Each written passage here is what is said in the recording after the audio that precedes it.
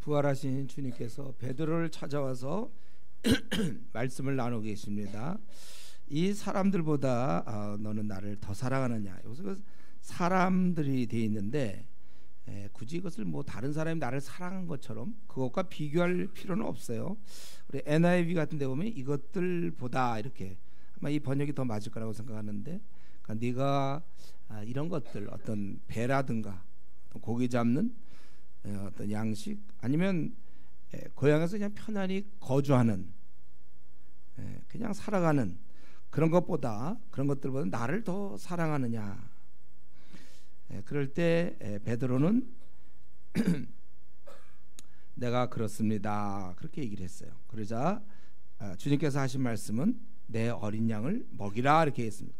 두 번째, 세 번째 다 마찬가지로 그 내 어린 양을 먹이라고 그렇게 질문했죠. 여기서 중요한 것은 이제 헬라어로 이게 아가포와 필레오인데, 이걸 이제 이건 아가포는 이렇고 필레오는 있고, 제가 보기에 그런 것보다는 주님께서 오셔서 베드로에게 찾아와 일을 맡기셨다는 게 중요한 것입니다. 결국 이 사건은 무엇을 말씀하고 있습니까? 무엇을 교훈하고 있는 것이죠? 주님은 떠나시지만 주님의 양들, 주님의 자녀들은 이 땅에 남아 있다는 것입니다. 그리고 그 주님의 자녀들은 양물에 들어있거나 또 들어있지 않거나, 요한복음 10장 16절에 이 무리에 들지 아니한 다른 양들이 내게 있어. 내가 인도하여야 할 터이니 그들도 내 음성을 듣고 한 무리가 되어 한 목자에게 있으리라. 아직은 백성이 아직은 자녀가 아직 안 되었어요. 그러나 이제 자녀가 될 사람들, 그런 사람까지 다 올라 따진다면 아직 구원받지 못한 사람들, 그런 사람들까지 다 이 땅에 남아 있다는 것입니다. 그들은 천국에 있는 게 아니라 이 땅에 남아 있어요. 그래서 누군가가 그 자녀들을 돌봐야 된다는 것입니다. 그러니까 우리가 부모가 죽으면서 어린애가 있다고 합시다. 자기가 이제 5살, 뭐 6살, 7살 된 애가 있다면, 이제 그 엄마가 죽으면서, 그 부모가 죽으면서 이 애를 부탁하는 거예요. 지금 그런 장면입니다. 그것은 비단 베드로뿐만 아니죠. 베드로에게만 부탁한 게 아니라 주께서 모든 우리에게 부탁하셨어요. 그래서 가서 모든 족속 제자 삼으라, 우리 모두에게 얘기하신 것입니다. 그래서 우리 이 명령을 알고 있는 우리들은 중요한 것은 이 자녀들을 엄마에게 인도해야 한다. 3살짜리, 4살짜리, 5살 그 꼬마가 엄마를 잃어버렸어요. 미아가 됐을 때 이 미아를 돕는 제일 좋은 것은 걔한테 아이스크림, 그거 자꾸 먹이는 게 아니고 빨리 엄마를 만나게 하는 게 제일 중요한 것이고, 지금 베드로에게 여러 가지를 부탁할 수 있었는데 내 어린 양을 먹이라, 또 두 번째는 내 양을 쳐라, 세 번째는 또 내 양을 먹이라 그랬습니다. 그러니까 누군가가 이들을 돌봐줘야 돼. 그냥 방치하면 안 된다고 얘기하고, 근데 이 일을 할 수 있는 사람의 자격은 여기 보니까 주님을 사랑하는 자가 되는 것입니다. 주님을 사랑하는, 어떤 능력이 있고 없고가 아니라 사랑하는가. 왜냐하면 주님을 사랑하면 주님의 자녀들을 잘 돌보게 돼 있어요. 그래서 다윗, 그 성경에 나오죠. 다윗이 요나단을 굉장히 정말 귀하게 여기고 존중히 하고 사랑했기 때문에 그의 아들 무비보셋을 그 자기 그 친구, 그 귀하게 생각했던 요나단을 생각하면서 그 아들을 잘 대해주잖아요. 마찬가지 우리가 주의 어린 자녀를 돌보는 것은 주님의 마음을 가져야 돼요. 그들을 돌보라, 그거예요. 세상의 어떤 조건보다도 주님을 사랑하는가. 주님을 사랑한다면 그의 어린 자녀를 사랑하게 되어 있다는 것입니다. 우리 보통 보면 뭐 3살 되네, 뭐 5살 되는데 이 애를 돌보는데 누가 최고냐? 그 엄마잖아요, 엄마. 쉬운 질문인데 한번 해볼까요? 그 어떤 아기가 있어요. 한 2살 되고 3살 되고 엄마 쫓아다니는 애가 있는데 그에게 가장 필요한, 이 아이를 잘 돌볼 수 있는 사람이 누굴까요? 엄마일까요? 아니면 그 유아 교육을 전공해서 PhD를 받은 미혼의 그 여인일까요? 여러분 누구라고 생각해요? 이건 뭐 대답도 하지 마세요. 물어봤지만은 그건 당연히 얘기는 엄마가 제일 중요하지. 뭐 엄마가 PhD가 뭐가, 자기 그 꼬마 2살 3살 엄마하고 그에게 필요한 것은 엄마면 되지. 뭐 엄마가 공부를 많이 했거나 엄마가 키가 크거나 작거나 외모가 있거나 없거나 그런 게 다등 아무 중요한 게 아니에요. 그 아이를 사랑할 수 있는 사람. 사랑이 최고예요. 사랑할 수 있는 사람. 그래서 우리 주님께서 이 일을 맡길 때 아무한테나 혹은 능력 있는 자에게 맡긴 게 아니라 나를 진짜 사랑할 수 있는 사람. 그럼 내 자녀를 사랑할 것 같거든. 떠나시면서 여러분도 만약 떠난다면 누구한테 부탁하겠어요? 나를 정말 사랑했던 사람이 그를 돌봐줄 수 있는 것입니다. 그러니까 우리가 주님을 사랑한다면 우리가 이 주님의 어린 아들 딸들을 돌보는 것은 당연한 것이고 아직도 우리에 들어오지 않는 그 잃어버린 자를 돌보는 것은 당연한 것이다. 그래서 우리가 주님의 자녀를 돌본다는 것은 우리의 기질이나 상황이나 능력이 아니라 주님을 사랑하고 있는가가 더 중요해요. 또 그런 시각을 가져야 되겠죠. 이 땅에 있는 사람들을 바라볼 때 주님의 아들 딸 아직도 아들 딸이 아닌 사람들이 있어요. 그들까지 바라볼 수 있어야 되죠. 굉장히 주님께서 지금 이런 대화를 나누셨고 이 대화를 하고 때 우리 이제 베드로의 입장에서는 이거 어떤 의미가 있습니까? 주님이 찾아와서 이렇게 하신 거죠. 첫 번째는 용서하심이죠. 용서하심. 사실은 예수님과 3년간의 그 교제가 있고 스승으로 모셨잖아요. 베드로가 스승으로 모셨는데 결국은 배신을 했단 말이죠. 배신을 하고 또 저주까지 했어요. 만약에 이런 만남이 없었다면 어쩌면은 이 베드로는 평생 그 죄책감 속에서 살다가 죽었을지 몰라요. 자기가 그를 저주하고 결정된 순간에 배신했기 때문에. 그러나 주님이 지금 찾아오셔서 내가 나를 사랑하느냐. 이 벌써 찾아와서 말을 건다는 건 용서하려고 하신 것 같고 이 왜 세 번 물어보셨을까? 뭐 이거는 성경에 없으니까 아무도 쉽게 얘기할 수는 없는 거예요. 다만 세 번 베드로가 부인했던 그거에 대한 혹시 중요하기 때문에 세 번 거듭 얘기할 수도 있지만 혹시 그런 게 아닌가 생각해 볼 수 있죠. 어쨌든 여기서는 베드로를 받아주신 거고 용납하신 것이며 이것은 생전에 베드로가 물어봤던 질문이죠. 형제가 내게 죄를 범하면 몇 번이요? 정말 너무 까닭없이 날 미워하고 나에게 정말 상처를 줬어. 형제가 몇 번 용서해야 됩니까? 제가 생각할 때 한 두 번? 한 번은 몰라서 한 번 더 하면 이제 넌 안 더 이상 혹은 세 번? 그때 아마 베드로도 내 그냥 기분 같아서는 한 세 번 용서할까요? 아마 이렇게 물어보고 싶을지 모르지만 그래도 꽤 주님을 만나니까 제가 생각할 수 있는 원래는 되지도 않는 상상 속에 있는 그 숫자 한 7번 용서할까요? 이렇게 그럴 마음 내가 전혀 없었을 것 같아요. 우리가 그렇잖아요. 경험상 한 번 그러면 그냥 바로 끝나는 경우도 있지만 한 번만 더 그러면 너 이렇게 되는 건데 7번 정도? 그러면 이제 주님이 아니 그건 너무 많고 한 5번 뭐 이렇게 좀 나와야 되는데 웬걸 그 다음에 나오신 말씀 뭐였죠? 70번씩 7번. 그건 뭐 그러니까 이 따위 미워하지 말라는 거 아무도 다 용서하라는 거예요. 그 철저히 왼수 용서하라는 거예요. 불완전한 인간을 용서 안 하면 여러분 이 땅에서 같이 지낼 사람 아무도 없습니다. 왜냐하면 모든 자는 다 불완전하기 때문에 그 자기를 향해서 그 불완전한 모습을 보면 상처를 받는단 말이에요. 말에 실수가 있을 거고 또 그 사람의 어떤 행동도 그럴 수가 있어요. 또 어떤 경우는 마음은 아닌데 상황이 꼬일 수가 있어요. 또 어떤 때는 같은 말을 해도 이해력이 차이가 나. 그 말을 이상하게 좀 못 알아들어 사람이. 혼자 이상하게 생각한다든가 그래서 이상하게 행동을 하고 오해하고. 그리고 사실은 보통 미워할 때 보면요, 미워하는 건 자기가 알잖아요. 근데 상대방 모르는 수가 많아요. 자기만 미워하고 있고 상대방 모르는 수 많습니다. 그러니까 정말 이 문제를 갖고 한 번만 제대로 마음을 터놓고 얘기해 본 적이 있는가? 보통 사람은 그럴 능력은 보통 없고 미워할 수 있는 능력은 충만해 우리는. 그래서 보통 미워하게 되는 거예요. 풀질 못해요. 미워하는 거는 교회 안 다녀도 할 수 있어요. 근데 찾아가서 말할 수 있는 그 용기, 그거는 이제 성령의 능력이죠. 그러니까 대부분 거기까지 못 가고 그냥 혼자 미워하면서 분노를 혼자 삭히고 터뜨리고 혼자 그러고 있어요. 상대방은 전혀 몰라요. 쿨쿨 잠을 자고 본인은 잠을 못 자고. 네, 그런 경우가 많습니다. 혼자 삐치고 삐친다는 거 있잖아요. 보통 삐치는 건 제가 언제라고 그랬어요? 부모로부터 사랑을 많이 받지 못하고 자란 사람들이 많은 경우 삐치니까, 내가 사랑을 나는 많이 못 받고 자랐다, 그런 사람들 내가 하는 행동을 정상이라고 보지 말고 그냥 객관적으로 나는 잘 삐칠 수 있는 가능성이 크구나, 그걸 아셔야 돼. 성경에는 서로 용서하기를 하나님이 그리스도 안에서 너희를 용서하시고 같이 하라, 에베소 4장 32절에. 우리도 그래서 어쩔 수가 없어요. 주님이 말씀하셨기 때문에 용서해야 됩니다. 보통 부모가 자녀 키울 때 아이들이 분간 못하고 막 행동하고 이런 것 때문에 막 삐치고 그러진 않죠. 그냥 넘어가야 되는 거예요. 지금 나도 한심하지만 다른 사람도 되게 한심하거든요.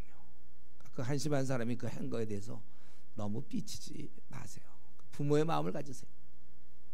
그러니까 주님이 베드로에게 네가 나를 사랑하느냐 이렇게 이제 물어보신 것이죠.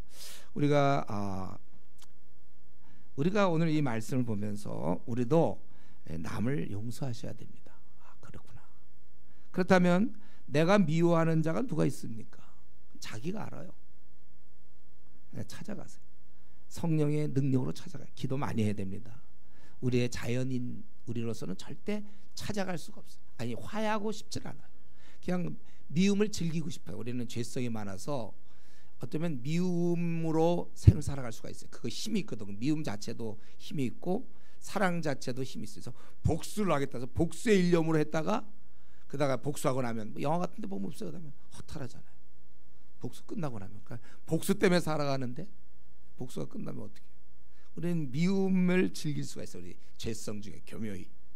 이걸 싫어해야 되는데 주님이 하지 말라 그랬는데 서로 용서하라고 하신, 내 감정보다 더 크신 주님의 말씀이 있단 말이죠. 용서하라. 그건 우리 주님의 가르침, 그 100데나리온과 10,000달란트, 마태복음 18장에서 제가 이미 설교 다 했죠. 그게 1대 60만의 비교라고 그랬어요. 60. 그러니까 뭐냐면은 10,000원과 60억의 차이예요. 내가 누구한테 60억을 빚졌는데 그 사람이 나를 용서해 줬다면, 어찌 내가 10,000원 나한테 빌린 사람 때문에 그것 때문에 잠을 못 자고 그냥 추격하고 그 사람을 그냥 미워하며 왜 10,000원을 안 줄까?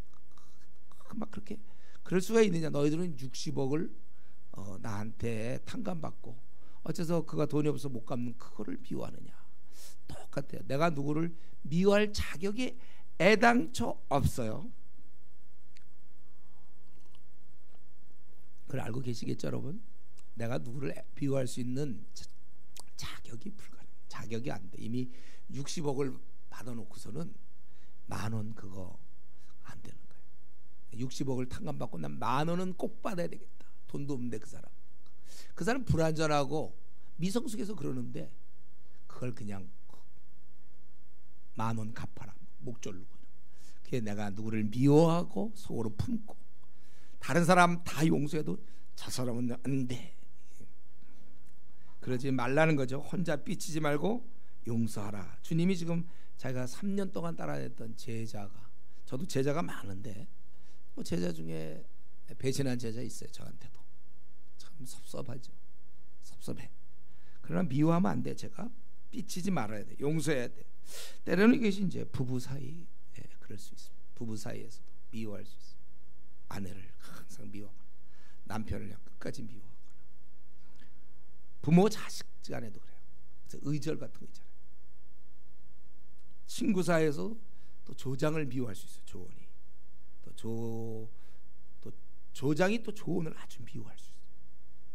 어떤 사람은 목사를 아주 증오하면서 세월을 보내는 사람이 있을지 몰라요. 그러지 마세요. 목사가 뭘 잘못했다고 그러세요. 또 어떤 성도를 향해서 또 서로들 이러면서 미움들이 막 끼고 그러지 말라는 거. 용서하라. 그 뭐 불안전해서 그런 거 뭐 애가 그 어린 애가 몰라서 그냥 똥 싼 걸 그걸 애한테 막 한돌 된 애한테 막 똥 왜 싸냐 미워하고 우리 애는 똥 싼다. 그럼 그 말이 안 되잖아요. 그런 거야 원래. 우리 불안전하니까 자꾸 삐치는 것부터 고치세요. 삐치는 그거 뭐 조그마한 삐치입니까 그렇게. 그거 좀 고치세요. 그거 나그네 길 그거 얼마 산다고. 이제 앞으로 웬만하면 이제 한 50년 남았어. 우리 60년 40 30 20년 남았어. 웬만하면 그거 뭐 자꾸 삐칩니까? 원래 그런 건데 사람들이 다 나만 부족한 줄 알아요? 남들도 부족하지. 자기는 항상 부족하다고 그러면서 다른 사람은 왜 완벽한 걸 요구하고 그렇게 행동 안 하면 삐치고. 그리고 두 번째로 우리 주님이 찾아오신 것은 용서하심과 또 하나는 또로 새로운 삶을 제공하신 거예요. 허락하신 것입니다. 용서만 하시면 그냥 그걸로 끝난 거죠. 베드로는 편한 마음으로 고기를 잡았다.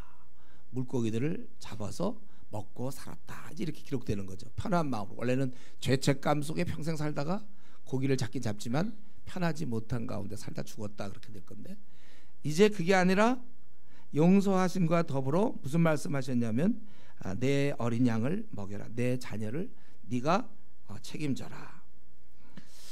사실은 근데 이것이야말로 어떤 부탁이잖아요. 무거운 짐이 될 수도 있어요. 그 부탁을 받는 순간 여러분에게 총리가 되라. 지금 대통령이 총리로 여러분을 뽑으면 얼마나 일이 많고 부담이 되겠습니까? 그런데 이것은 또 다른 면에 있어서 그를 구원하심이 되는 말이죠. 이거는 좋은 경우가 모세잖아요. 모세를 가시떨기나무에서 그는 안 하려고 버텼지만 하나님이 출애굽을 맡겼어요. 그에게. 그거는 사실은 그냥 광야에서 무의미하게 양의 똥이나 치면서 그냥 목동으로 장인 집에 빌붙어서 살던 그 모세를 또 다른 의미에서 구원한 거예요. 그거는 이제 사명, 살아야 될 목적, 40년 동안 앞으로 살 텐데 목적이 생겼잖아요. 이스라엘 민족을 출애굽시키고 가나안 땅으로 가는 그 과정, 그런 목적이 있는, 그게 오히려 그게 구원이에요. 구원. 또 다른 면에서 구원. 우리는 단지 타는 불모대에서만 구원받는다고 생각하지 마세요. 밋밋한 삶, 그냥 먹고 사는 불교 신자도 그렇게 사는 그런 아주 먹고 살고 이 나그네 길에서 그저 빨간 날이면 여행 한번 가는 걸로 기쁘고 그냥 밤낮 야근하고 그냥 이런 먹고 살고 집장만 하고 자녀 교육 그걸로만 끝날 뻔한 그 삶에서 구원, 형태만 다르지. 그다지 베드로도 원래는 가장으로서 아마 결혼했으니까 가장으로서 고기들 밤낮 잡고 또 어부들과 함께 뭐 어울리고 그 갈릴리에 그 어부들 있어요. 친구들 같이 어울리고 그냥 고기 잡고 많이 잡았냐? 나 오늘 또 잡으러 간다. 뭐 그러다가 끝났을 거예요. 회도 해 먹겠죠. 회도 먹기도 하고 뭐 그게 꽤 즐거움일지 모르겠어요. 해 먹는 게. 우리도 회도 좀 먹으면서 즐겁지만. 그런데 그 일거리가 없는 삶이 오히려 그게 재앙 아닌가요? 재앙. 우리 지금 뭐 요즘 뭐 원서 100장 뭐 200장 써야 뭐 회사 들어간다고 그러던데 좋아요. 기껏 막 경쟁을 두고 들어갔어요. 근데 들어갔는데 일을 안 맡겨. 책상이 없어. 자기는 의자가 없어. 그냥 아예. 왜 뽑았어요? 그냥 와서 어슬렁어슬렁하라고. 일 없다고 좋아할 게 아니라 오히려 그 힘든 것이죠. 퇴직하고 사람들이 보니까 힘들어해요. 일거리가 없다는 것은 동시에 자신이 쓸모없다는 것도 될 수 있기 때문에. 그래서 퇴직하고 나서 사람들 얘기 들어보면 처음엔 좋다는 거죠. 지금 우리 직장생활 야근하는 사람 들으면 만약 내가 퇴직한다면 그냥 매일 놀아도 되잖아요. 출근 안 해도 퇴근도 안 해도 되고 뭐 상사 눈치 볼 것도 없어요. 여행 가고 싶으면 여행 가도 돼요. 얼마나 좋습니까? 늦게 일어나도 돼요. 진짜. 또 뭐 어디 놀러 가도 돼. 제주도도 가도 가. 네. 마음껏 해. 근데 보통 얘기 들으니까 한 3달 그렇게 놀면 그 다음엔 정말 놀 게 없대요. 뭐라도 하고 싶대요. 우리는 괜찮죠. 우리는 퇴직하면 풀타임 사역이 기다리고 있죠. 여러분들은 중국 대륙에서 기다리든지 우리 남은 생을 퇴직하는 순간 풀타임으로 남은 생을 쓰면 돼요. 주님 만날 때까지.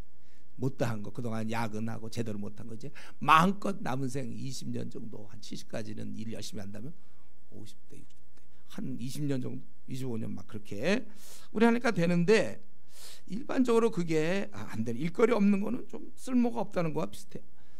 저도 이런 경험이 약간 있는데 그게 이제 예비군 제대하고 나니까 예비군 날 또 뭐 예비군으로 뽑아. 내가 뭘 예비야. 예비군이야 내가. 그래서 가서 할 것도 없는데 괜히 한 몇 년 그렇게 했어요. 그거 끝나니까 또 민방위 뭘 방해하는지 모르지만 또 민방위가 돼갖고 괜히 가갖고 출석 부르다 어영부영하다 오고 이거 왜 하나 바쁜데 그 불러내면 운동장 가서 그냥 할 거 되게 없어 그냥. 그래서 가서 하고 이제 언제 끝나나 해서 근데 드디어 끝나서 어느 날 그러니까 안 나와도 되는데 그래서 좋다 그랬는데 근데 약간 마음이 이상해요. 이제 내가 쓸모가 없구나. 국가를 내가 지켜야 되는데 뭐 국가를 너는 지키지 않아도 된다 그런 거 아니에요? 난 민방위 군으로 충성해야 되는데 민방위 안 해도 된다는 거예요. 약간 내가 약간 쓸모가 없다, 약간 이런 생각이 드는데, 막 직장에서 여러분들이 막 퇴직 지금 아직 뭐 이제 직장 들어가야 되고 시작해야 되는 사람인지 모르지만 그 쓸모가 없는 거예요. 만약에 우리에게 이런 사명이 없다면 우리도 그냥 뭐 세상 사람들처럼 그럼 우리도 비슷하잖아요. 그냥 자녀 결혼했으면 자녀 키울 것이고, 또 돈 벌어서 어떻게 집장만 해야 되고, 노후 대책할 것이고, 또 먹고 살고, 뭐 경조사 좀 참여하고, 돈 좀 있으면 이렇게 하고, 뭐 자기 꿈이 있으면 꿈이 뭐 그냥 그런 거예요. 예. 용서를 주님께 받았다면, 타는 불못에서 건짐을 받았다면, 이런 사명이 있지 않고 일거리가 없으면 어떻게 되는 겁니까? 그럼 우리는 빈둥빈둥. 그러니까 우리가 보통 미지근한 신자는 제가 얘기했잖아요. 아무나 되는 게 아니라고요. 이런 사명이 없을 때 제일 쉽게 할 수 있는 게 미지근한 신자가 되는 거예요. 빈둥빈둥 교회만 왔다 가죠. 왜냐하면 할 게 없으니까. 교회만 예배드리고 그냥 끝나는 거죠. 주의 나라 확장을 위해서는 아무것도 할 게 없고, 오직 이제 자기 나라 확장을 위해서, 자기 확장을 위해서 뭐 이제 스펙도 쌓고 공부도 하고 뭐도 하고 온전히 다 자기만을 위해서 쓰는 거예요. 이게 진짜 자기가 살아야 될 이유가 무엇인가? 이번에 제가 이제 코스타 집에 가서 그 이용규라는 분을 만났는데, 그분이 보니까 뭐 내려놓음 뭐 책을 쓰신 분이에요. 하버드에서 박사학위 받아갖고 자기가 얼마든지 뭐 길이 있었지만은 지금 인도네시아 거기 가서 이제 일하고 있는 그 선교사인데, 뭐 저는 사실 그 책의 제목 때문에 제가 좀 한번 얘기한 적이 있죠. 내려놓음. 이번 기회는 내가 그분과 얘기할 시간이 없었어요. 별로 그런 시간. 뭘 내려놨나? 우리가 당연히 그냥 할 일이고 복된 일이고 우리에게 주어진 그 사명인데, 여러분 우리가 사실은 이 사명을 받기 전까지는 모세가 광야에서 그냥 목동으로 지내는 거고, 사명을 받은 이후에 그는 위대한 지도자가 된 것이고, 베드로도 마찬가지로 이러한 사명을 받았기 때문에 먹고 사는 거를 갖다가 사명으로 생각하면 안 돼요. 사명은 먹고 사는 일이 아니에요. 다른 거예요. 그건. 베드로는 이후에 삶이 확 바뀌었잖아요. 이 일로 인해서.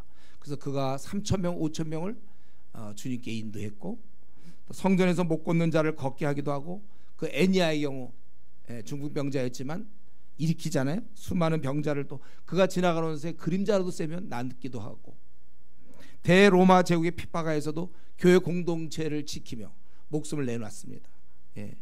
어린 자를 돌보며 이끌었고, 결국은 하나님 나라 확장을 위해 힘써 싸우다가 순교함으로 생을 마쳤던 인물이 됐습니다. 베드로 전서 후서를 남기고 그런 사람. 이렇게 빛나는 삶이 하마터면 그냥 묻힐 뻔했다는 거예요. 그냥 고기만 잡고 그냥 자녀들 키웠고 집장만 하고 노후 대책 마련하는. 저와 여러분이 사실은 우리의 가능성에 대해서 마음을 다듬으면 안 됩니다. 그냥 나는 그냥 이렇게 살다 끝나는 거 아닌가? 그게 아니에요.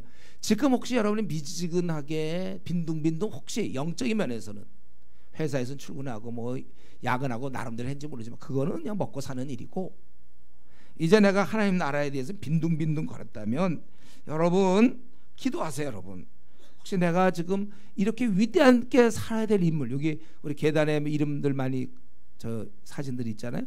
위대한 인물로 살 수 있는 자인데 내가 혹시 지금 세상 사람과 비슷하게 살고 있는 거 아닌가? 내가 대학생이라면 이 정도 대학생활 세상 사람도 다 그렇게 해요. 세상의 일반 대학생들이. 이런 직장인 세상 사람도 그 정도 오히려 더 잘할 수도 있어요. 나는 사명 있는 사람이에요. 사명 있는 사람은 다르게 살 수밖에 없는 거예요. 우리가 지금 나는 고기만 잡고 있는 거 아닌지, 나는 진짜 사람 낚는 업으로 사람 잡고 있습니까? 사람 잡는다, 이 말 좀 약간 이상하지만은 사람을 그러니까 이끌고 있느냐 이거야. 나는 지금 이끌고 있습니까? 이게 우리가 원래 사명인데, 이거 사람을 내가 이끌지 않고 있다면, 그러면 지금 나는 왜 사는 거죠? 일반 대학생 똑같은 거고, 일반 직장과 내가 똑같을 바에 내가 왜 사는 거예요? 내 사명은 어디 갔어요? 가서 모든 족속 다 제자 삼아서 복음을 전해야 되고 그들을 양육하고, 그러기 위해서 내가 의사도 되고 교수도 되고, 그러기 위해서 장관도 되고 국회의원도 되고 직장인도 되는 건데, 그건 놔둔 채 그냥 직장인으로만, 학생으로만 사는 거 아닌지. 그건 주님이 여기 오실 필요가, 그 정도라면 주님이 우리를 찾아오실 이유도 없어. 그냥 원래 그냥 놔둬도 되는데, 베드로 그냥 고기 잡는 게 그의 삶의 목표라면 그냥 놔두면 돼. 이때 찾아올 필요도 없어요. 그런데 고기가 아니라 양이다. 그렇죠? 물고기가 아니라 양. 또 양이라는 것은 주님의 아들 딸들 돌보라는 거예요. 또 현재 믿은 사람과 믿지 아니하고 앞으로 우리에 들어올 사람까지, 나에게도 우리에게도 양을 먹이라고 하십니다. 그렇기 때문에 우리가 정말 주님을 사랑한다면, 지금까지 어떻게 살았는지 모르지만 주님의 아들 딸들을 돌보세요. 자신의 부족함만을 얘기하지 말고 주님이 주신 일이니까 우리가 열심히 해야 됩니다. 주님을 부인하고 저주까지 했던 베드로가 이런 일을 했다면 우리라고 못할 이유가 없어요. 우리라고 해서 자꾸 빈둥빈둥대고 미지근하게 우리라고 해서 꼭 그렇게 살아야 되는 법이 어디 있습니까? 이제 우리는 지금부터라도 남을 돌보는 사람이 되면 그뿐이에요.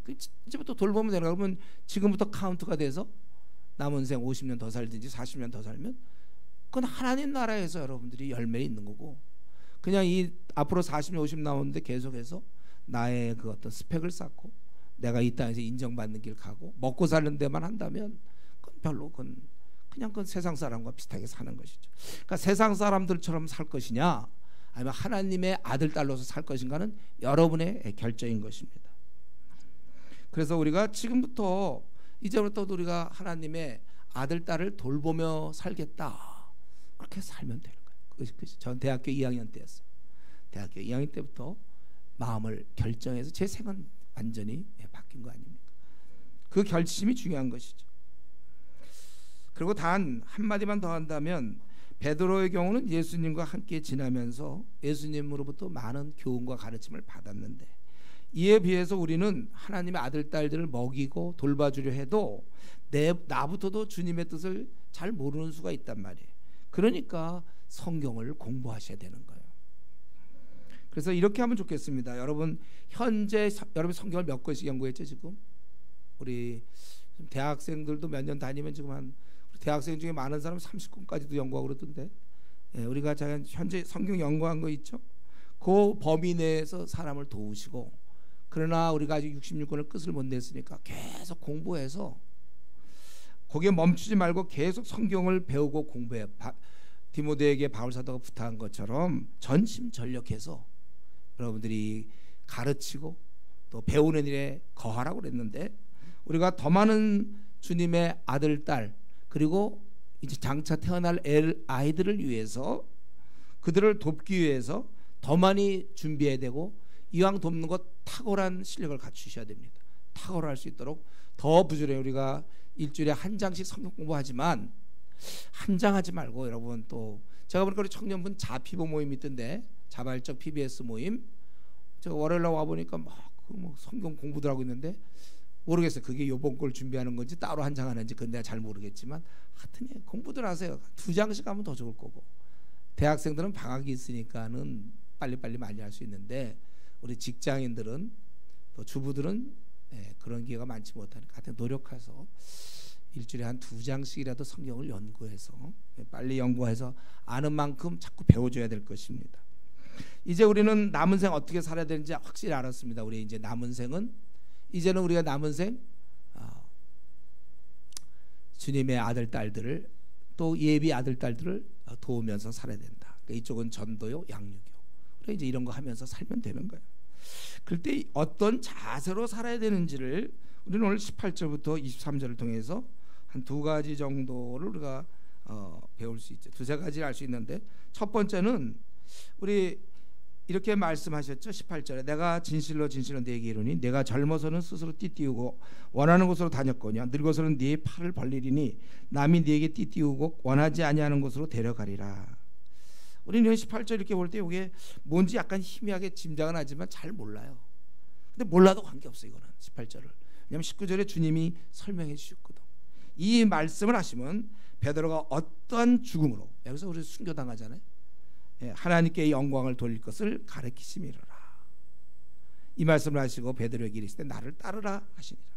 우리가 이 하나님의 아들 딸 이 땅에 남겨진 아기들, 하나님의 아기들, 예수님의 아기들, 그리고 태어날 아기들 위해서 우리가 그를 돌보려고 내 양을 먹이라고 하실 때 내가 그게 준비되어 있다면 우리는 각오가 필요한데 오늘 본문에 있는 것처럼 죽는 데까지 갈 수 있어야 돼요. 내가 내 목숨을 내놓는 것까지. 보통 엄마들이 아기 키울 때 그 정도 각오돼 있지 않나요? 그래서 막 지질이 나거나 막 이러면 그냥 애를 어떻게 살리고 자기는 죽는다든가.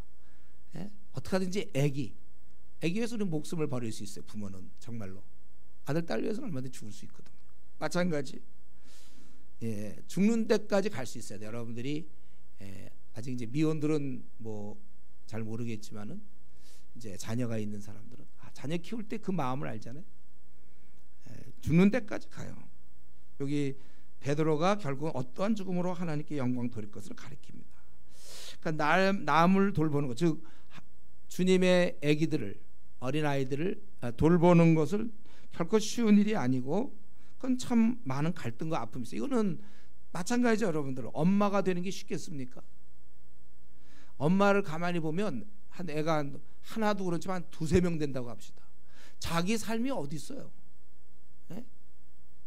자기 삶이 다 없어져. 그냥 애기한테 시간이고 뭐고 다 쏟는 거예요.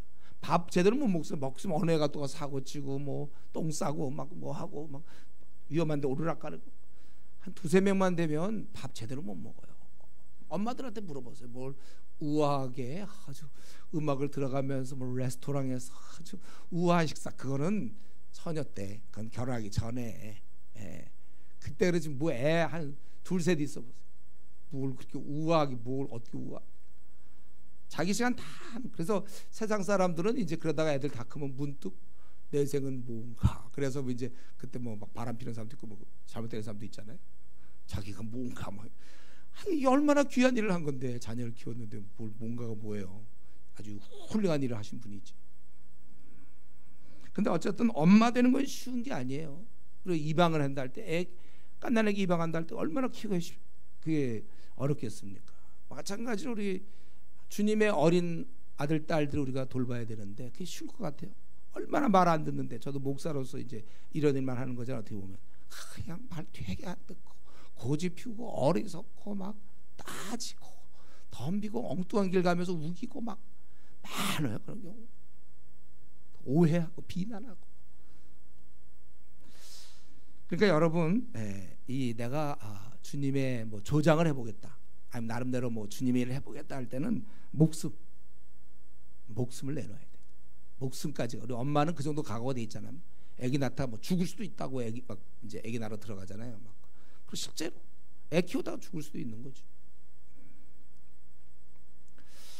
그러나 우리가 비록 이렇지만은 죽음까지 갈 각오는 돼 있지만 주님이 말씀했기 때문에 우리는 이건 굉장히 귀한 거라는 걸 알 거예요. 좋은 것이니까 우리에게 맡기겠죠. 선한 목자께서 우리에게 부탁한 거 보니까 힘들지 모르겠어요. 그러나 분명 그것은 굉장히 좋은 거고 최고의 일을 부탁한 거예요. 그러니까 가서 제자 삼으란 말은 굳이 우리말로 번역한다면, 예를 들면 내가 공무원인데 예를 들면 네가 주민센터에서 뭐 이제 뭐 호적 등본 뭐 이렇게 복사하는 일을 하고 있다. 자기가 아니 뭐 이런 걸 하고 있어야 되는데 나보고 총리가 되라, 이런 거나 마찬가지. 가서 제자 삼으라고 우리에게 이미 말씀한 건 우리에게 그러니까 총리가 되라 그런 거예요. 그러니까 우리 주님이 우리에게 하신 말씀이기 때문에 힘든 건 맞을 거예요. 힘들지만 피할 것이 아니라 그 사명을 우리가 놓쳐서는 안 됩니다. 사실 이건 주님이 하셨던 귀한 일이에요. 그걸 우리한테 이제 자녀를 원래 주님이 키우셔야 되는데 가시니까 이제 우리 보고 네가 대신 키워라 그거예요. 그러니까 이거는 굉장히 힘든 건 우리가 이미 알고 있죠. 우리가 주님의 일을 한다는 것, 그냥 아무 일도 아니고 교회 예배만 드리고 집에 가는 사람들, 그건 진짜 아무것도 안 하는 거죠. 그야말로. 그러나 우리가 여기서 나름대로 구역장도 하고 뭐 조장도 하고 간사도 하고 팀장도 하고, 아주 그건 쉬운 일이 아니죠. 그리고 주님이 가서 제자 삼으라 혹은 내 어린 양을 먹이라. 저는 이 말을 할 때마다 항상 제가 설명이 좀 부족하다 이런 걸 느끼는데, 주님이 가서 제자 삼으라를 일반적으로 준비 안 돼 있는 자들은 굉장히 부담이 되는 거예요. 가서 제자 삼으려니까 전도해야 되죠. 또 양육해야 되죠. 그건 굉장히 자기 시간을 내야 되고, 엄마가 되라는 얘기거든요. 엄마가 되라. 알도 못한 애들 엄마가 되라 그러니까. 근데 이 말은요, 가서 제자 삼으라는 것은 아주 우리 신앙의 아주 최고봉이에요. 최고봉. 완전히 자기를 비워야 가능한 거잖아요. 자기의 문제가 정리되고. 대부분 여기에 도달하지 못한 채 생을 끝내죠. 한 번도 제자를 한 명도 못 삼고, 제자 한 명도 못 만들어 놓은 채 보통 생을 끝내는 경우가 많아요. 왜냐하면 이게 고난도 영성이기 때문에. 제가 우리 항상 기뻐하라가 진짜 어려운 거라고 그랬죠. 항상 기뻐. 그냥 좋을 때 기뻐하는 건 누구나 할 수 있는데, 아주 환경이 최악일 때도 기뻐할 수 있는 거, 이건 맨정신이 아니라고 그랬어요. 이거는 성령의 능력이라고 그랬어요. 성령과 그가 동행하고 있는지 안 하는지, 주님과 동행하고 있는지 안 하는지 어려움을 당할 때 보면 알아요.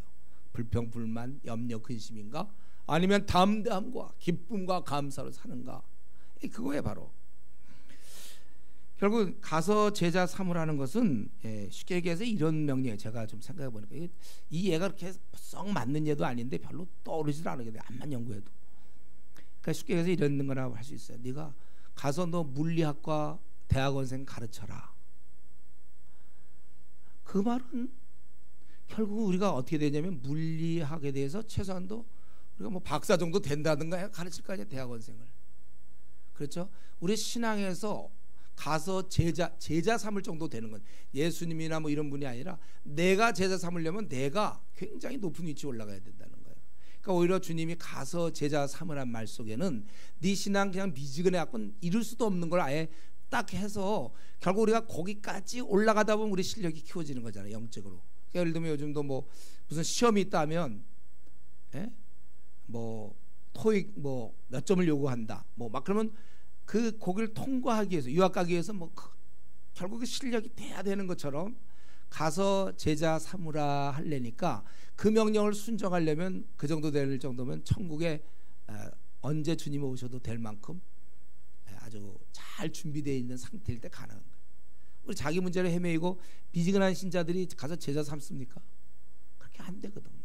그러니까 내가 어쩌면 제자가 없다는 얘기는 나는 아직도 미지근한 신앙생활, 빈둥빈둥 아직 놀고 있다는 말과 같은 말이에요. 제자 삼는 거는 최고의 경지입니다. 그러니까 우리 이런 거 있잖아요. 그 45인승 막 버스를 모는 사람은 뭐 10인승이나 뭐 5인승이나 1년 승용차를 몰 수가 있잖아요. 근데 저 같은 경우는 승용차는 몰지만 나보고 45인승 버스 몰라는 얘기는 사고 나라는 얘기죠. 못하는. 저는 그건 안 돼. 그러니까 이게 지금 가서 제자 삼으라는 것은 우리가 서로 사랑하고 인내하고 성령의 열매를 맺고 남을 용서하고 주님을 닮고 주님과 늘 깨어있고 동행하고 이런 게 다 된 상태에서 가능한 거거든요. 그러니까 이 명령을 우리가 순종하고 유지하는 한 내 신앙은 별로 염려하지 않아도 돼요. 우리는 늘 마귀에게 공격당할까 봐 늘 신앙이 깨어있어야 된다고 그랬죠. 근데 내가 이 일을 계속하는 날, 가서 제자 삼는 동안은, 그동안 우리는 좋은 영성을 유지할 수 있습니다. 그러니까 이게 운동이거든. 운동을 꾸준히 하면 우리 건강을 유지할 수 있는 것처럼, 내가 정말 제자 삼는 일을 계속하고 있다면 나는 안심해, 내 신앙은. 근데 내가 제자 삼는 일에 실패하거나 그런 일을 거의 못하고 있다면 내 신앙의 위기인 것은 분명합니다. 왜 주님 말씀을 내가 순종 못하죠? 이렇게 배반한 자도 순종하는데, 저주한 자도 순종하는데, 아니 저주한 자도 이 일을 해서 나중에 위대한 인물이 되는데, 가서 제자 삼으라는 것은 다시 우리말로 번역하면 총리가 되라. 그래서 이것을 이제 부담으로만 사는 사람과 그 능력을 키워서 총리의 역할을 하는 사람. 그리고 한 가지 더 여기서 주님께서 우리 말씀하실 때 거기가 이제 나를 따르라 하니까 20절에 베드로, 원래 또 이 좀 질문을 많이 하던 베드로가 또 이때도 또 거의 끝부분에서 또 질문하죠. 베드로가 그 요한이었어. 요한, 이 사람은 어떻게 되겠습니까? 또 질문, 어떻게 됩니까? 그 예수님의 답변이 우리가 좀 새겨들어야 될 거죠. 예수께서 이랬을 때 22절, 내가 올 때까지 그를 머물게 하고자 할지라도 네게 무슨 상관이냐? 너는 나를 따르라. 아까 19절에서 나를 따르라 그랬고 22절에서 너는 나를 따르라. 이 양을 먹이는 것이 바로 주님을 따르는 거예요. 우리가 주님을 따르기를 원한다? 바로 양을 먹이면 되는 거죠. 너는 나를 따르라 그랬어요. 그러니까 여기서 그가 뭐 죽든지 살든지 그건 예를 들어서 내가 올 때까지 그를 한 2000살 넘도록 요한을 만들든지 네가 무슨 관계냐 이거예요. 그만큼 너 그런 관계할 거 없다. 그가 뭐 2000살 따지면 진짜 내가 올 때까지면 정말 나이가 2000세가 더 되는 거지. 그럼 그래도 너 무슨 관계냐? 그 오래 살든 말든 너만 잘해라. 근데 이제 이 말씀에 대한 또 우리 또 제자들이 또 이제 23절에 보면 이 말을 오해하여 죽지 않는다. 이만인가? 왜 안 죽어? 죽지 않는다. 근데 그게 아니다. 그러니까 이 글이 쓰일 때 요한이 살아있을 때 나왔겠죠. 이 요한복음이 만약에 죽었다면 이 오해는 사라질 거예요. 그러니까 이 서신서가 굉장히 초기에 나왔다는 걸 여러분 아셔야 돼요. 나중에 막 후대 작품으로 막 얘기하는데 그렇지 않고 죽었다면 이런 오해할 것도 없잖아요. 살아있는 걸 보니까 혹시 그러면 안 죽는 거 아닌가 이런 오해가 있었던 거죠. 그러니까 이 작품이 아주 초기 작품 우리가 알 수 있는 겁니다. 그러니까 우리가 이 말을 통해서 우리가 예수님의 어린 자녀들을 우리가 이제 돌봐야 돼요. 부모 없는 자녀들 저와 여러분이 돌볼 겁니다. 그럴 때 목숨을 내놓을 생각과 또 한 가지는 다른 사람과 비교하지 말라는 각자의 길이 있어요. 각자의 길. 우리가 주님을 섬길 때 우리는 다른 사람이 나를 인정하든 안 하든 우리는 우리의 길을 가면 되는 겁니다. 우리 동기 중에 누가 먼저 일찍 되었고 누구는 뭐 집사가 되었고 지도자가 되었고 그런 거 자꾸 따지지 말고 내가 갈 길만 가면 되는 것입니다.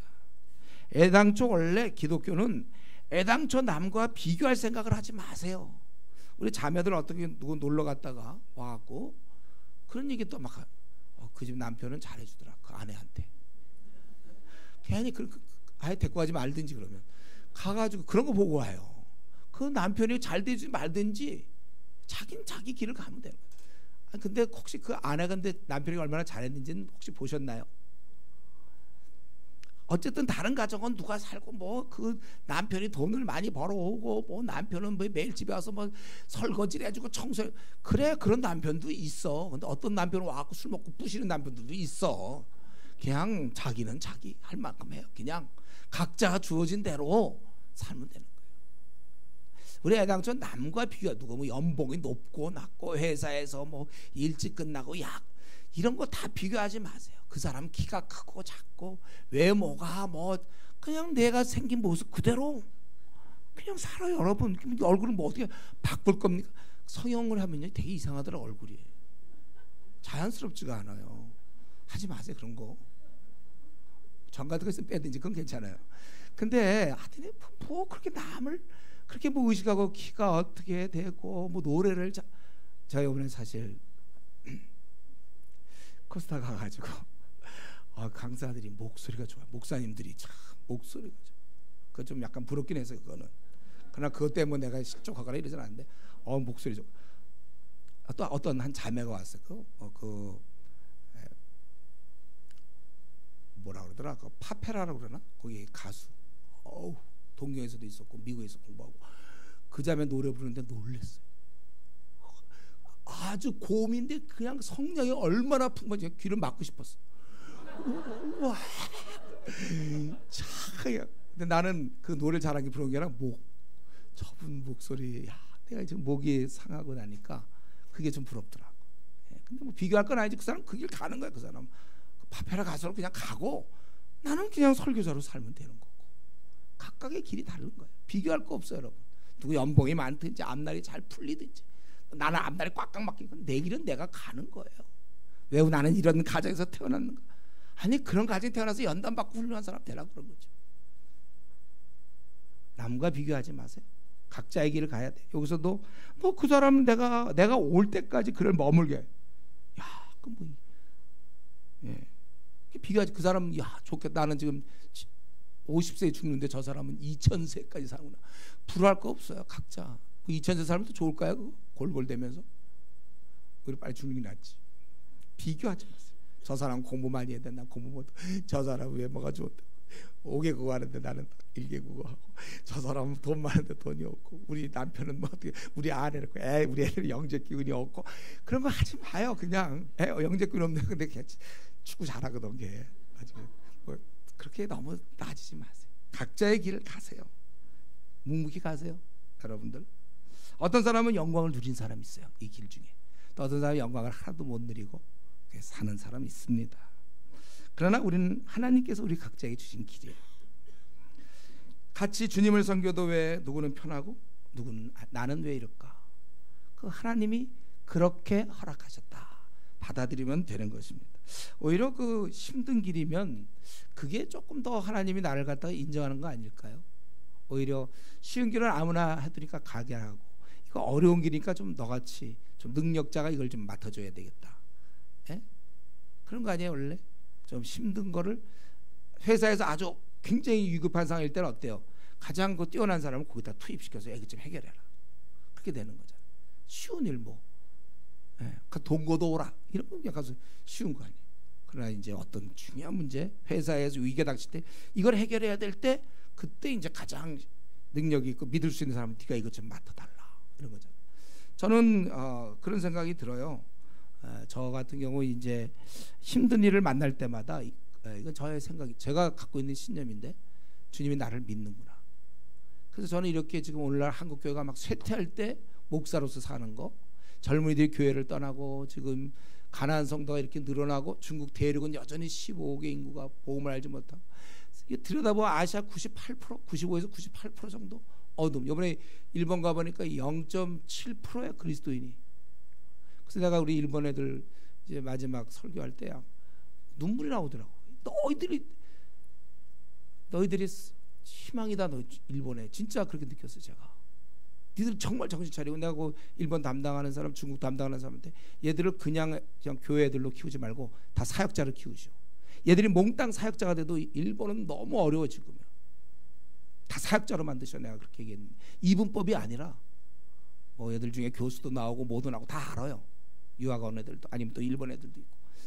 그러나 우리가 생각해 볼 때 힘든 상황에 우리를 이때에 허락하셨다. 그거는 그만큼 나를 믿는 거 아니냐. 우리 12아들이 있어서 야곱에게는, 그러나 결국 가장 힘든 코스를 거친 건 요셉이었고, 그걸 요셉을 하나님이, 이스라엘에 많은 왕이 있었지만 다윗처럼 그렇게 고생한 왕은 없어요. 그러나 그렇게 해서 더 값진 삶을 만든 거예요. 다른 사람이 어떤 편안한 길로 가고 나는 힘든 길을 가더라도 나는 그들을 부러워하지 않겠다. 지금 내게 주어진 길이 내게는 최상의 길임을 확신하세요. 기도하고 있다면 여러분들이, 여러분 이렇게 힘들게 가는 것이, 그게 결국은 사명받지 못해서 그저 나와 내 가족만 위해 사는 사람보다 나은 거 아닙니까? 내가 지금 막 남들은 이제 공부할 기회가 없어서 뭐 초등학교만 공부하고 말거나 막 그런, 나는 어떻게 하다가 기회가 돼서 뭐 박사학위를 공부한다 생각합시다. 그러면 저 제대로 뭐 초등학교 좀 다니다 만 사람들 뭐 시간 남으니까 놀고 있고, 나는 저 사람 노는데 나는 혼자 계속 공부를 해야 되고 박사학위 받기 위해서. 그러나 어떤 게 정말 값진 것일까?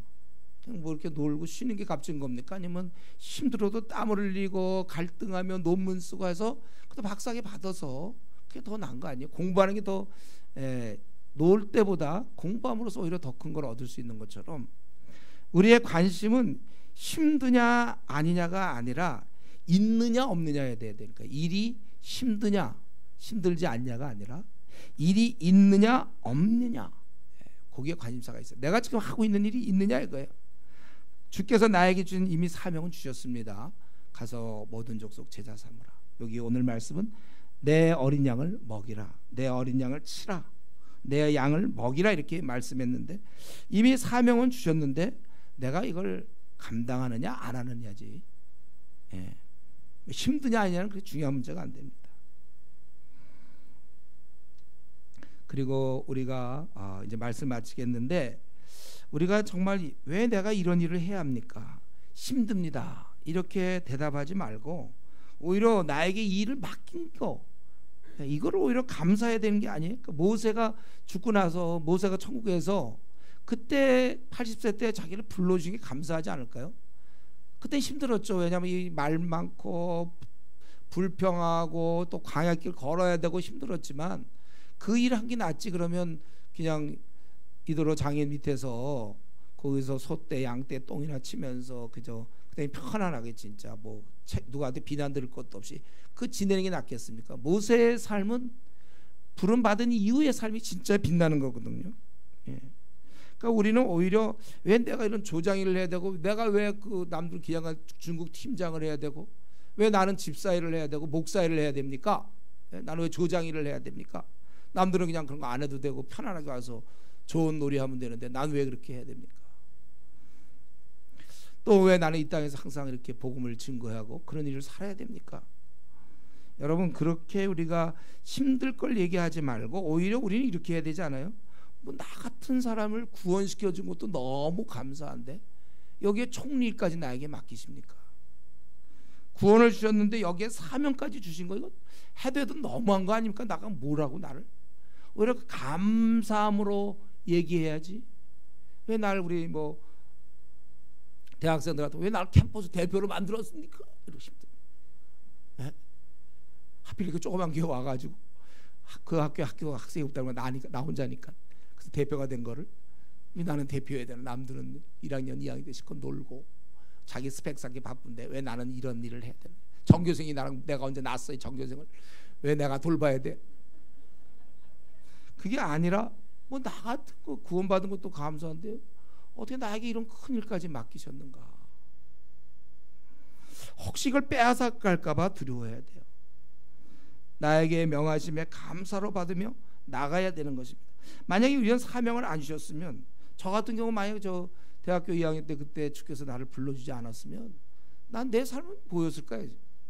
난 그때 이후로 지금까지 살면 후회가 없고 정말 내가 다시 태어나도 이렇게 살 것이고 만족한단 말이죠.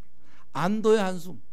아, 주님이 날 불러주셔서 내가 일하다가, 그렇지 않으면 나도 남들처럼 그냥 먹고 살고 집장만 노후 대책 그거잖아요. 자녀 교육 뭐 그 정도로 끝날 뻔 했는데 이렇게 수많은 사람을 돌볼 수 있고 전국을 다니면서 돌봤고 또 외국도 다니면서 뭐 이제 후반부에도 또 외국 중국도 가서 또 사람들도 뭐 만나고 막 돌봐야 되고, 안도의 한숨 나를 써주시니까. 제가 그런 얘기 한 적이 있죠. 우리가 보통 내가 주님의 일을 내가 안 해요. 형식적은 그거지만 그러나 내용적으로는 주님이 쓰지 않는 거라고 그랬죠.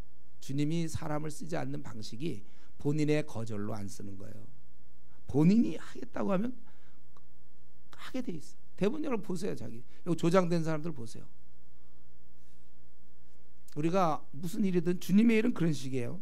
내가 거부하면 그러면 주님이 안 쓰시는 거지. 내가 하겠다 그러는데 못하라고 한 적 없어, 한 번도. 내가 총리 하겠다는 건 하라는 거야. 주님은 총리, 국회의원 하라는 거야. 우리 보고 영적인 국회의원 하라는 겁니다. 여러분, 우리가 이제 내가 이러한 사명을 받았다면 우리 24시간 중에 구체적으로 일주일 중에 구체적으로 일이 있어야 돼요. 정말 제자 삼는 일. 그러니까 우리 학생들은 쉽죠. 캠퍼스에서 모임을 하면 되니까. 불신자들 전도하고, 우리 학생들은 캠퍼스에 지금 불신자 전도하고 뭐 이런 일을 하면 되는 거고, 직장인들은 우리가 두 가지죠. 자기 직장에서 사람들 모아서 성경 공부를 하든지, 자꾸 불신자를 위한 뭐 전도 집회도 가끔씩 조그맣게라도 하든지 애를 쓸 것이고, 여러분에게 토요일 날이 있어요. 토요일 날 직장에서 그게 쉽지 않으면 토요일 날 그래도 마음껏 복음을 증거, 아직 신앙의 자유가 있으니까 그렇게 하면 되는 것입니다. 또 교회에서는 처음 온 사람들 많은데 자기가 그런 제자반 조장이 될 수 있고, 또 어린 신자를 위해서 조장이 될 수 있고, 조장 역할을 할 수 있고, 아니면 뭐 전도 대원도 될 수 있는 거죠. 정 일이 없으면 얼마든지 우리 일거리가 있어요. 또 우리는 앞으로 이제 무궁무진한 중국이 있습니다. 물론 여러분이 퇴직 이후에는 풀타임으로 중국을 들어간다 하더라도 아직 그 전까지라도 우리는 뭔가를 항상 일하고 있어야 돼. 준비하고 있어야 됩니다. 그래서 우리 주님 말씀, 이 말씀 좀 생각하면서 주님 다시 오실 것이 분명한데 준비할 수 있도록, 이런 내가 늘 얘기하지만 오늘에도 주님 오셔도 될 만큼의 신앙을 준비하시고, 오늘 주님 오십시오, 그리고 나는 이런 열매를 갖고 있습니다. 보여드릴 수 있도록. 우리 주님 만날 때 참으로 주님께 칭찬받고 참 나는 한 번의 생을 잘 끝냈구나 하고 이렇게 만족한 표정을 짓는 자기를 좀 상상해 보세요. 주님과 만났을 때 나 그 칭찬 그렇게 살아야 돼요. 왜 딴 사람 다 노는데 나만 이렇게 고생해야 되는가? 나만 이렇게 힘들어야 되는가? 주님 만나면 알아요. 나는 주님께 다른 사람은 편안한 길 갔는지 몰라, 쉬는 길 갔는지 모르지만 나는 주의 길, 고난의 길인데 그 길을 내가 가면서 주님의 양들을 나는 돌보는 일을 했습니다. 이렇게 고백하고 우리에 들지 않는 양들을 찾아왔습니다. 그렇게 우리가 아뢰고 직고하고 그럴 그 날을 소망하면서 이후의 삶도 여러분 계속해서 양을 치라는 그 음성을 꼭 기억하셔서 남은 생은 우리가 양치기로 살아갈 수 있기를 바랍니다. 우리 이 시간에 같이 한번 기도하겠습니다. 우리에게 목자의 책임을 우리에게 주셨습니다. 어떤 사람이 이게 부담이 좀 될지 모르겠어요. 그거는 자기가 아직 그 단계가 되지 못한 걸 깨닫고 빨리 하루속히 더 기도하고 말씀 보면서 빨리 영성을 키우셔서 우리가 감사함으로 바뀌어야 돼. 부담이 감사로 바뀌는 신앙이 돼서 우리에 들지 않냐는 수많은 양들을 우리가 이끌어올 것이며 또 돌보지 않는 주님이 떠나셨기 때문에 주님을 대신하여 내가 돌볼 때 이 길을 갈 때 목숨을 내놓으세요. 여러분들 편안하게 하는 것이 아니라 목숨을 내놓고 그리고 대신 남과는 비교할 거 없이 나에게 주어진 길 주님 만날 때까지 내가 열심히 달려가겠습니다. 이렇게 결심하면서 우리 이 시간 같이 통성으로 같이 기도하겠습니다.